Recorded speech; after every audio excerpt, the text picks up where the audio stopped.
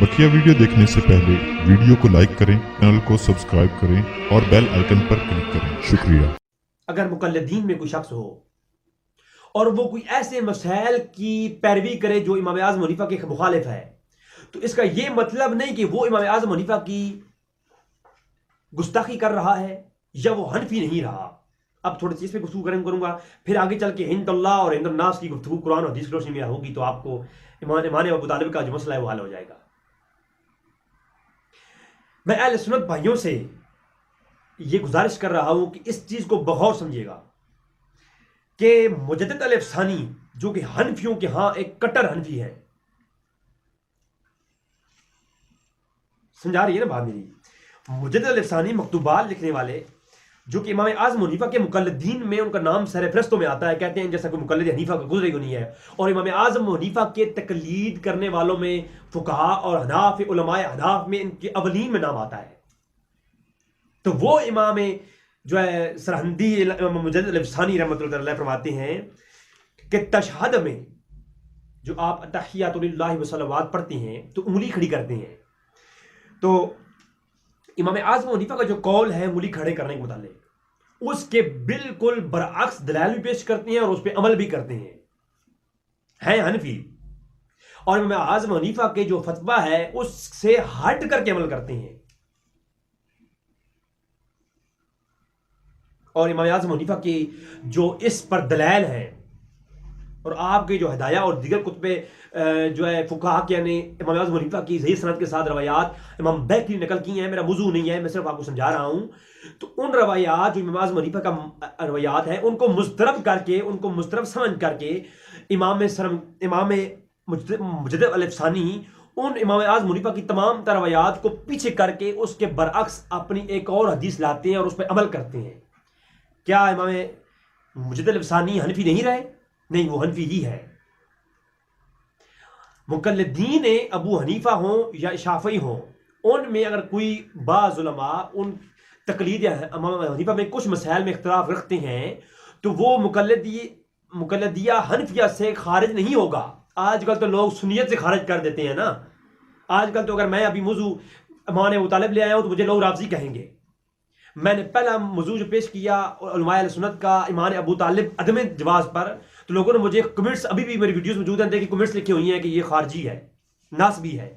तो यहाँ तो लोग फौरन खारजी और नासबी और अहले सुन्नत से खारिज कर देते हैं। इमाम आज़म हनीफा के आज फहरिस्त पेश करूंगा, डिटेल से गुफ्तगू नहीं करूंगा, सिर्फ फहरिस्त कि इमाम आज़म हनीफा के मानने वालों में से जो उनकी तकलीद नहीं करते कुछ मसाइल में, तो वो हनफिया से खारिज नहीं होते। अच्छा, गांव का खुतबा देना, जो देहात का जुमा है, फतावा रिजवी उठा लो, जितने रिजवी लोग हैं फतावा रिजवी उठा लो, दूर ना जाओ, फतावा शामी उठा लो, रद्दुल मुख्तार उठा लो, फतावा आलमगीरी उठा लो, जहां तुम्हारा दिल लगता है वो उठा लो। इमाम आज़म हनीफा का मुतफिका फैसला है देहात का जुमा बातिल है। देहात का जुमा बातिल है, देहात में जुमा नहीं होगा, गांव की बड़ी मस्जिद में जुमा होगा, वहां पे जाके देहाती पढ़े। आला हजरत कहते हैं फतावा रिज़विया में, अगर कोई देहात में जुमा करा ले तो मसला नहीं होता, जायज है। इमाम आज़म हनीफा कहते हैं ना जायज है, आला हजरत कहते हैं जायज है। तो क्या आला हजरत हनफी नहीं रहे? बताओ, हनफी नहीं रहे? हनफी है भाई। वो सिर्फ ये है बाज मसलों में इमाम आज़म हनीफा ने खुद बताया, आगे चल के मैं दलाइल दूंगा कि कुछ चीजों में अगर आप तकलीद हनफिया नहीं करते तो वो हनफियों से खारिज नहीं होगा, जमात अहले सुन्नत खारिज नहीं होता। वो इल्मी इख्तिलाफ फ्रूई मसाइल पर मुख्तलफी मसले में इख्तिलाफ है और मुख्तलफी मसले में किसी की तफसीर या तजलील या तकफीर नहीं की जाएगी। मैं इस पे ऑलरेडी कलाम कर चुका तफसील गुफ्तगू के साथ। आज आप देखिए कुछ पीराने उज़्ज़ाम, डॉक्टर असद साहब ने अदम जवाज पर पेश किया तो लोगों ने लानते करना शुरू कर दी। ये लोग हैं वो जाहिल मुतलक, जिन्होंने दीन की अल्फ बे नहीं पढ़ी और इस तरह की वो गुफ्तगू करते हैं। और आज मैं इमाम अबू तालिब पर और डॉक्टर तालिब कादरी और दीगर उलमा और अहले तशरीह के जो अकाबरीन का कीदा है वो मैं, तो दो नुकात हो गए। जब दो नजरिए उम्मत के अंदर किसी चीज में पाए जाए तो वो मसला मुख्तलफ ही है और ला तफसीका बिल इत्तेहादियात के कानून के तहत उस पर कोई फतवा जारी नहीं होगा। अगर कोई दरमियाने रोई रखता है तो کف لسان کر لے, بولے نہیں, لان تان نہ کرے. اور اگر کوئی جواز کا عقیدہ رکھتا ہے وہ جواز کا عقیدہ رکھے, وہ اس کے لیے جائز ہے. جو جواز سمجھ کر کسی چیز کا قائل ہو اس کے لیے جائز ہے, اور جو عدم جواز سمجھ کر کے اس کے قائل ہو وہ اس کے لیے جائز ہے. آگے چل کے بات کروں گا. اعلیٰ حضرت نے ایمان کفر ابو طالب پر, شرح مطالب مباحث ابو طالب پر رسالہ لکھا ہے. میری پچھلی گفتگو گزر چکی اس پہ. اور امام ابو طالب جو ہے کفر کے اوپر رسالہ لکھ دیا اعلیٰ حضرت نے اہل سنت کا عقیدہ بیان کرتے ہوئے. جبکہ اعلیٰ حضرت کے جو استاذ ہیں, میں آگے پیش کروں گا ابھی, انہوں نے جو ہے ایمان ابو طالب پر کتابیں لکھی ہیں. تو کیا اعلیٰ حضرت کے استاذ جو ہے اعلیٰ حضرت کے عقائد کے اعتبار سے اعلیٰ حضرت کے استاد ہو گیا غلط, اور اعلیٰ حضرت کے استادوں کے نظریے سے اعلیٰ حضرت ہو گیا غلط؟ تو اب ان میں دونوں سے ٹھیک کون ہوگا؟ میں یہ کہوں گا دونوں ٹھیک ہے, کیونکہ مسئلہ مختلفی میں کسی کی تکفیر نہیں کی جائے گی. آگے چلتا ہوں. ذرا مجھے بتائیے, آج سارے مولوی جناب ذرا مجھے بتاؤ ان سے پوچھ کے, خضر علیہ السلام کے متعلق اہل سنت کے اندر, میں شیعہ کی بات نہیں کر رہا, کوئی یہ کہے کہ شیعوں کی طرفداری کرنے آیا ہے تو ان کی بات کر رہا ہے نا, اہل سنت کی کتابیں پیش کر سکتا ہوں. 850 تفسیر القرآن بندہ فقیر کے پاس PDF میں موجود ہیں. جس کو جو تفسیر چاہیے مجھے بیان کرے, میں دے دوں گا, واٹس ایپ کر دوں گا, واٹس ایپ نمبر میں دے دوں گا. 850 تفسیر قرآن میں آپ دیکھیں, خضر علیہ السلام کے متعلق قرآن کریم کے اندر جو واقعہ سورۃ کاف کے اندر آیا, خضر علیہ السلام کے متعلق 2 نظریے ہیں. میں انصاف کی بھیک مانگ رہا ہوں. دیکھو, میں مسئلہ ابو طالب پر دلائل بعد میں آئیں گے, پہلے میں آپ کو فقہائے احناف کے اصول سمجھا رہا ہوں اور فقہا کے اصول سمجھا رہا ہوں. ایمان ابو طالب کے اوپر جو دلیل دوں گا وہ بعد میں. پہلے سنیں خضر علیہ السلام کے متعلق, جو بندہ نبی کو غیر نبی مانے وہ کون ہے؟ کافر. ایک شخص جو نبی نہیں ہے اس کو وہ کہتا ہے یہ نبی ہے, تو وہ کون ہے؟ کافر. مرزا غلام احمد قادیانی نبی ہے یا نہیں ہے؟ تم لوگ کہو گے نہیں ہے, تو وہ نبی نہیں ہے, اس کو نبی مانو گے تو ہو جاؤ گے کافر. اور جو نبی ہے, موسیٰ علیہ السلام نبی ہیں, اگر کوئی کہتا ہے میں موسیٰ علیہ السلام کو نبی نہیں مانتا, وہ کون ہو جائے گا؟ وہ بھی ہو جائے گا کافر. اگر نبی کو غیر نبی مانے تب بھی کافر, اور غیر نبی کو نبی مانے تب بھی کافر. یہ تو ایک ہر شخص سمجھ سکتا ہے یہ بات. لیکن میں ہاتھ جوڑ کے عرض کرتا ہوں, 850 تفسیر اہل سنت اٹھائیے, ان میں خضر علیہ السلام کو بعض نے نبی کہا, بعض نے ولی کہا ہے. اب مجھے یہ بتائیں, خضر علیہ السلام کو نبی کہنے والے وہ کافر ہیں یا خضر علیہ السلام کو ولی کہنے والے وہ کافر ہیں؟ اگر آپ کفر کا کریں گے نا, طبقات ابن سعد سے لے کر, میں یہ کہتا ہوں علماء اہل سنت میں کوئی ایک محدث جنہوں نے کتابیں لکھی ہیں کائنات میں, ان میں سے کوئی ایک محدث نہیں بچے گا, ساری کتابیں کو آگ لگانی پڑ جائے گی, سب کے سب ایک دوسرے کے قول کے مطابق کافر ہو جائیں گے. جو خضر علیہ السلام کو خضر علیہ السلام کو ولی مانتے ہیں اور وہ نبی جو نبی مانتے ہیں, ان کی نظر میں نبی کو غیر نبی ماننے والا کافر ہو جائے گا, یہ کافر ہو جائیں گے. اور جو ولی مانتے ہیں وہ ولی کو نبی ماننے والوں کی نظریے کے مطابق وہ کافر ہو جائیں گے. اب جواب یہ جواب جو ہے یہ ادھار ہے رضوی کا سب پہ. تو لہٰذا میں یہ کہتا ہوں کہ جو ولی مانتے ہیں وہ بھی حق پہ ہیں, اور جو نبی مانتے ہیں وہ بھی حق پہ ہیں, کافر دونوں نہیں ہوں گے. کیوں؟ مسئلہ مختلفی میں مرتکد کے اعتقاد کو دیکھا جاتا ہے, مفتی کے اعتقاد کو نہیں دیکھا جاتا. میرا کلام ہو چکا ہے اس پہ, آپ اصول سمجھ لیں. مجھے غریب کو نہ پڑھیے, فتاوی شامی پڑھ لیجیے. فتاوی شامی کے شروع کے آغاز میں ہی نا یہ ان چیزوں کے بارے میں تفصیلات ڈیٹیل موجود ہے. بات میں آئی؟ یہ پہلی دلیل.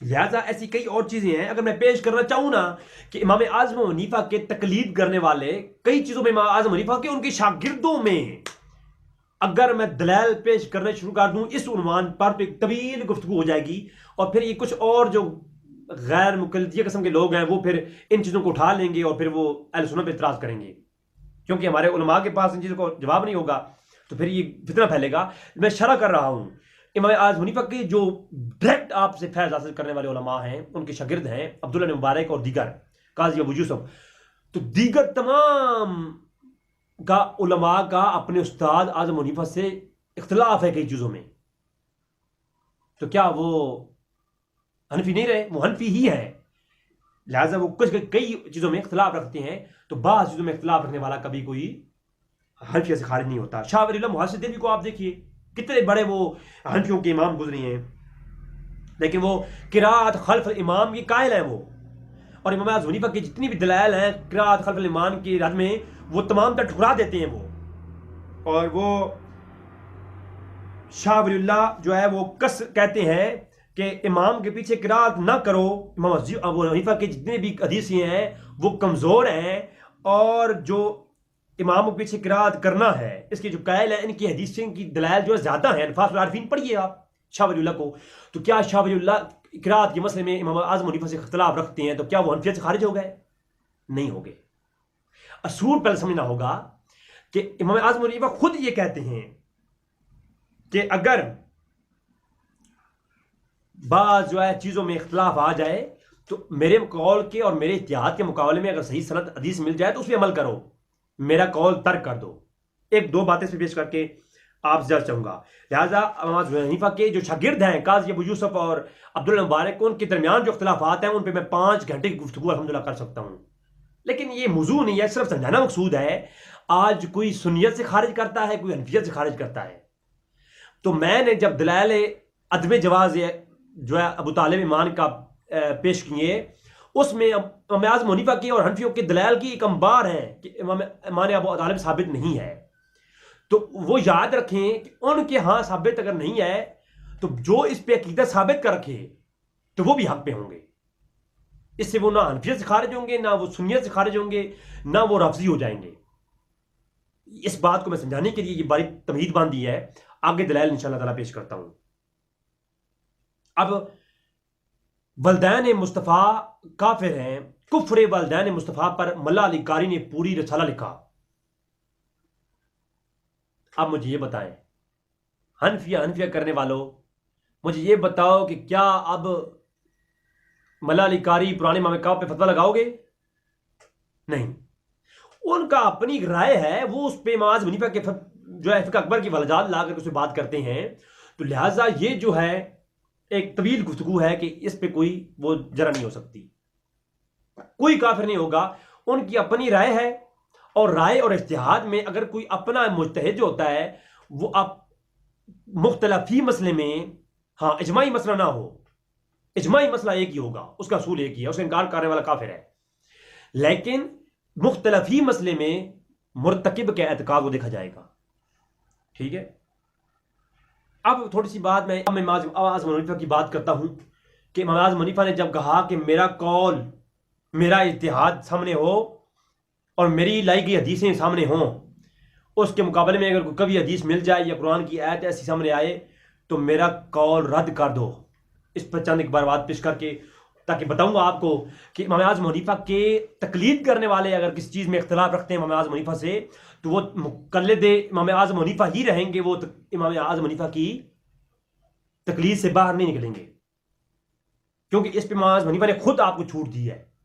میں آپ کے سامنے پیش کر دوں قول ان ابو حنیفہ رضی اللہ تعالیٰ عنہ، ان ابو حنیفہ اذا قلت قولا وکتاب اللہ یخالفہ اترکوا قولی، فرمایا جب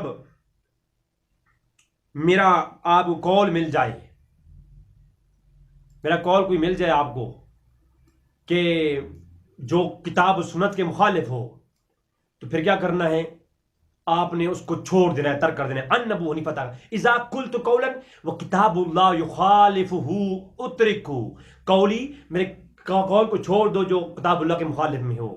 وَإِذَا كَانَ خبر رسول اللہ صلی اللہ علیہ وسلم يُخَالِفُهُ أَتْرِكُوا، جو قولی جو حضور کی خبر کے مخالف ہو اس کو بھی ترک کر دو۔ وَإِذَا كَانَ قَوْلُ أَصْحَابَتَا، جو صحابہ کے قول مخالف ہو، يُخَالِفُهُ مخالف ہو، أَتْرِكُوا قولی، وہ قول بھی چھوڑ دو۔ ٹھیک ہے، یہ حوالہ نوٹ کر لیں، کوئی یہ نہ کہے کہ کہاں سے اٹھا کے دے دیا۔ یہ دلائل الابواب کے اندر امام بہقی نے صحیح سند سے روایت کیا اس کو، فتاوی شامی کے اندر یہ موجود ہے، اور فتاوی شامی کے اندر ایک اور آگے چل کے ساتھ لکھتے ہیں وَإِذَا صَحَّ الْحَدِيثَ، فتاوی شامی پڑھ رہا ہوں، یہ حناف سے گزارش کر رہا ہوں، یہ تعصب اور جنگ کی کیفیت نہ بناؤ، بھائی بھائی بن جاؤ. اور اگر یہ اصول جو امام اعظم ابو حنیفہ نے دیا ہے اور فقہا کا اصول ہے، اس کو دیکھ کے چلو گے تو آپ کو شیعی بھائی نظر آئیں گے، آپ کو دیوبندی بھابی بھائی نظر آئیں گے، اور آپ ایک پلیٹ فارم پہ مسلمان بن کر کے چلو گے. کاش تم لوگ فقہا کے اس اصول کو جان جاتے، پھر دین کی بات کرتے تو مزہ آ جاتا. پھر آپ کو یہ وَاعْتَصِمُوا بِحَبْلِ اللَّهِ جَمِيعًا وَلَا تَفَرَّقُوا، یہ بات آپ کو سمجھ آ جاتی. آج کوئی حنفی کا امام اعظم حنیفہ کا دفاع نام لے کر کے وہ اختلاف ڈال رہا ہے، کوئی صحابہ کا نام لے کے اختلاف ڈال رہا ہے، کوئی اہل بیت کا نام لے کے اختلاف ڈال رہا ہے. انشاءاللہ تبارک و تعالیٰ اس پہ میں جب گفتگو کروں گا تو بات ہوگی. تو یہ فتاوی شامی آپ پڑھیے ذرا. اذا صح الحدیث وکان علی خلاف المذہب عمل بالحدیث ولا یخرج مقلدہ علی کون حنیفہ ولا کون حنفیہ بالعمل بہ. اگر کوئی شخص میرے قول کو چھوڑ کے صحیح حدیث پہ عمل کرتا ہے، امام اعظم حنیفہ کہہ رہے ہیں، فتاوی شامی پیش کر رہا ہوں، ولا یخرج مقلدہ علی کون حنفیہ بعمل بہ. فرمایا وہ شخص جو ہے عمل میں مقلد حنفیہ سے خارج نہیں ہوگا، وہ حنفی ہی رہے گا. بس یہ بات امام اعظم حنیفہ کی دل میں لکھ لو. فتاوی شامیہ کے اندر، فتوحات مکیہ کے اندر ابن عربی، امام معین الدین ابن عربی نے اور دیگر تفسیر مظہری کے اندر ایک وجہات کی فہرست ہے اس قول کی، صحیح سند کے ساتھ تاریخ کتب میں پیش کر سکتا ہوں میں، لیکن صرف آپ کو یہاں پر یہ بات دے کے جا رہا ہوں. اگر کوئی عمل حدیث سے ثابت ہو جائے تو امام اعظم حنیفہ کا قول ترک کر دو اور جو ہے اس فرمان کو پکڑ لو. یہی امام اعظم حنیفہ کہتے ہیں میرا مذہب ہے. بلکہ یہ پیش کر دیتا ہوں آپ کو، یہ بھی کوئی نہ کہے. فتاوی شامی، فتوحات مکیہ اور تفسیر مظہری کا یہ والا ہے. اذا صحت الحدیث فعارضۃ القول صاحب الامام فلا سبیل علی العدول عن حدیث وترک القول ذلک امام. فرمایا اگر آپ کا امام کے قول کے مخالف کوئی حدیث مل جائے تو حدیث پہ عمل کرنا واجب ہے، اور ترک کر دو جو آپ کا انصاف یہی ہے وہ قول عارضی ہے جو صاحب امام کا قول ہے. پہلے کو حدیث اور قرآن لیں گے آپ. یہ امام اعظم حنیفہ کا مذہب ہے. اب کوئی یہ نہ کہے جناب تم رافضی بھی ہو گئے ہو، تم غیر مقلد بھی ہو گئے ہو. اور نہیں یار، ہاں ہاتھ جوڑتا ہوں بھائی. اور بھائی میں تو کوئی مولوی بھی نہیں ہوں. آپ کوئی مولوی ہوتا، کسی فرقے کا ہوتا تبھی آپ کرتے یار فلاں ہے. میں تو کسی مدرسے کا بھی نہیں ہوں کہ مجھے کوئی مدرسہ فنڈ دیتا ہے. اور بھائی میں تو وہ ہیڈ فون یہاں رکھے نا اپنی وائس کوالٹی بنانے کے لیے، وہ ہیڈ فون رکھی ہوئی ہیں میرے پاس، کیمرے بھی اچھی نہیں ہے کہ میں اب کسی مسلک یا فرقے کا فنڈ مجھے آتا ہے تو میں یہ ویڈیو بناتا ہوں اپنے شوق کی تسکین کے لیے. ہاں عبداللہ بن مبارک کا قول صحیح سند کے ساتھ امام بہقی نے مدخل کے اندر اور دیگر کتب روایت کے اندر امام بہقی اس کو سند کے ساتھ لائے ہیں کہ عبداللہ ابن مبارک نے فرمایا کہ امام اعظم حنیفہ نے فرمایا اگر صحیح سند حدیث مل جائے تو اس پہ عمل کیا جائے، اس پہ عمل کیا جائے. تو اس پر عمل کریں گے، تابعی کا قول مل جائے یا اس سے کم درجے کے کسی شخص کا قول مل جائے تو اسے مقابلہ کریں گے. صحیح سند کے ساتھ امام بہقی نے مدخل کے اندر روایت کیا کہ عبداللہ بن مبارک فرماتے ہیں امام اعظم حنیفہ کہتے ہیں اگر صحابی کا قول ہو یا حضور کی حدیث ہو یا قرآن کی آیت ہو تو اس کے سامنے ہم سر جھکا لیں گے، یہ ہمارا مذہب ہے. اور اگر تابعی کا قول مل جائے تو پھر ہم اس کے ساتھ مقابلہ کریں گے، یعنی اس کے ساتھ بحث و مباحثہ کریں گے، پھر جس کی قوی دلیل ہوگی اس کو پکڑ لیں گے. یہ مذہب ابو حنیفہ ہے. لہذا اب جو ہے میں آپ کے سامنے دلائل امام ابو طالب کی طرف آتا ہوں. سب سے پہلے میں آپ کے سامنے پیش کروں کہ امام ابو طالب کے متعلق دو بڑے نکات ہیں. اب میں نے پہلے آپ کو امام اعظم حنیفہ کا اصول سمجھایا ہے جس میں نے فقہا کا بتایا کہ اگر امام اعظم حنیفہ سے بھی اگر کسی مفروعی مسئلے میں یا مختلفی مسئلے میں اختلاف ہو جائے تو وہ نہ حنفیت سے خارج ہوگا، نہ وہ کافر ہوگا، نہ اہل سنت سے خارج ہوگا. میں نے اس پہ دلائل دیے ہیں، تفصیلاً گفتگو ہو سکتی ہے اس پہ.